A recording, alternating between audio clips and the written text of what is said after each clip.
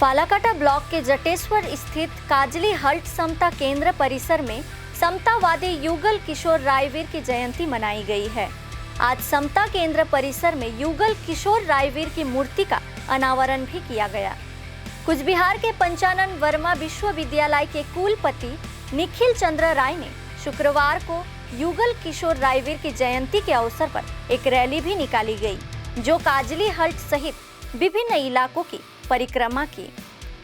इस अवसर पर उत्तर बंग विश्वविद्यालय के पूर्व प्रोफेसर डॉक्टर गिरीन्द्र नारायण राय, जटेश्वर उच्च विद्यालय के पूर्व प्रधानाध्यापक जीवन कुमार पाल, प्रख्यात कवि जगदीश अस्वर समेत अन्य गणमान्य लोग उपस्थित थे।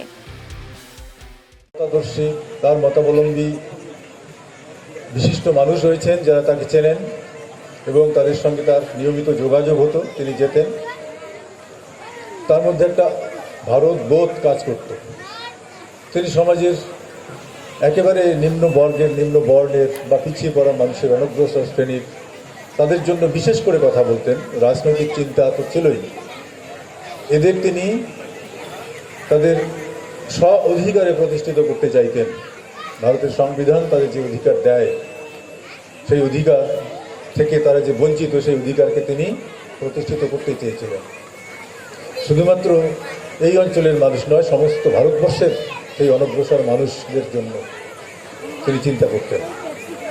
তার মধ্যে বোঝা যায় যে তিনি কেবলমাত্র একটা আঞ্চলিক দলের নেতা মাত্র ছিলেন না। এক সময় যাকে আমরা ওরকম করেই চিনতে দেখেছিলাম কাউকে কাউকে। তিনি যখন সমাজবাদী জনপরিষদের সর্বভারতীয় সভাপতি হলেন, তা থেকেই বোঝা যায় যে মানুষটির গণ্ডি কেবলমাত্র একটি, তার জন্মস্থান থেকে অদূরেই তিনি যেখানে এসেছিলেন জন্মের পর, এই ব্যাংকান্দি গ্রামে, এই অঞ্চলের মধ্যেই সীমাবদ্ধ নয়, তিনি গোটা ভারতবর্ষকে দেখতে পেতেন এবং মানুষগুলোকে দেখতে পেতেন। আসলে আমাদের সমাজে যে সমস্ত মানুষ তাদের অধিকারগুলো পাচ্ছেন না, যে অধিকার তাদের পাওয়া উচিত, সংবিধান যে অধিকার তাদের দেয়, এবং যে অধিকারগুলো সংবিধানে সেরকম স্পষ্ট বলা না থাকলেও তাদের পাওয়া উচিত বলে তিনি মনে করেন, সেইভাবে সেই মানুষগুলোকে তুলে আনতে চাইছিলেন।